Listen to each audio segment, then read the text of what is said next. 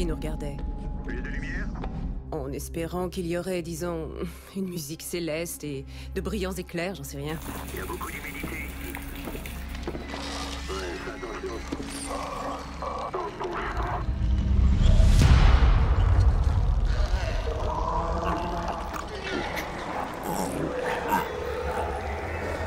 Les créatures étaient extrêmement mal nourries. Elles avaient l'air égarées et puis aussi très malades. À cette époque, la pression internationale était forte. Le monde entier était tourné vers Johannesburg. On se devait d'agir correctement. Le gouvernement a créé un groupe d'aide qui a commencé à convoyer les extraterrestres dans un camp temporaire situé juste sous le vaisseau. On n'avait aucun plan. Ils étaient 1 million. Alors, ce qui était au départ un secteur temporaire de surveillance fut vite clôturé et militarisé. Et puis c'est devenu un vrai bidonville. La vérité, c'est que personne n'a vraiment su ce qu'était cet endroit. Il y a un tas de secrets au district 9.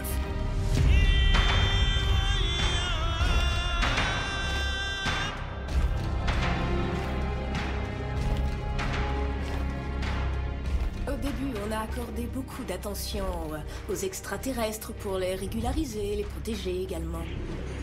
Ils ont dépensé tellement d'argent pour les enfermer ici, alors qu'ils auraient pu dépenser cet argent ailleurs, mais je dois dire que au moins ils les tiennent séparés de nous. Je veux être réaliste avec tout le monde. Les extraterrestres seront incapables de rentrer chez eux. En clair, ils resteront ici. Il y avait des milliers d'hypothèses qui tentaient d'expliquer pourquoi le vaisseau était inopérable. On a donc pensé qu'un petit module de commande s'était détaché du fuselage du vaisseau et ensuite avait mystérieusement disparu. Est-ce qu'il est tombé de lui-même ou si c'était programmé? J'en sais rien.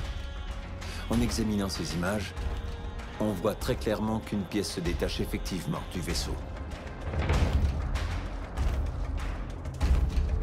On a cherché, ok? Ouais, tout autour du truc. Il y a des pièces qui dégringolent de ce vaisseau depuis des mois maintenant. D'autres caches d'armes ont été découvertes. Le groupe spécial d'intervention a conduit des rafles dans le district 9. Qui dit armes, dit crime. La tension monte et monte. Le peuple commence à en avoir par-dessus la tête et l'agitation s'installe. Les résidents de Tembisa combattent pour la 3e nuit d'affilée. Ils tentent de faire disparaître tous les extraterrestres de leur township.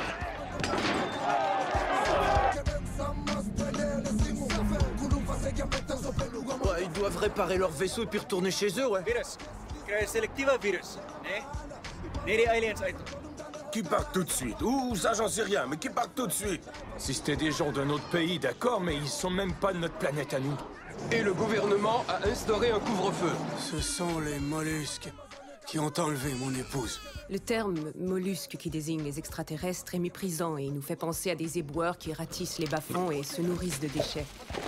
Qui pourrait aller dire le contraire, hein? C'est de ça qu'ils ont l'air de mollusques.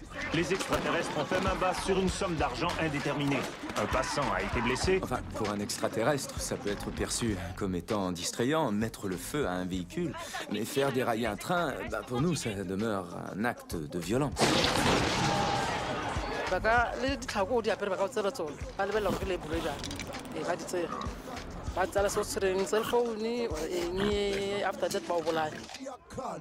Et maintenant, après 20 ans, sous la pression du peuple, le gouvernement est obligé de renvoyer les extraterrestres de Johannesburg.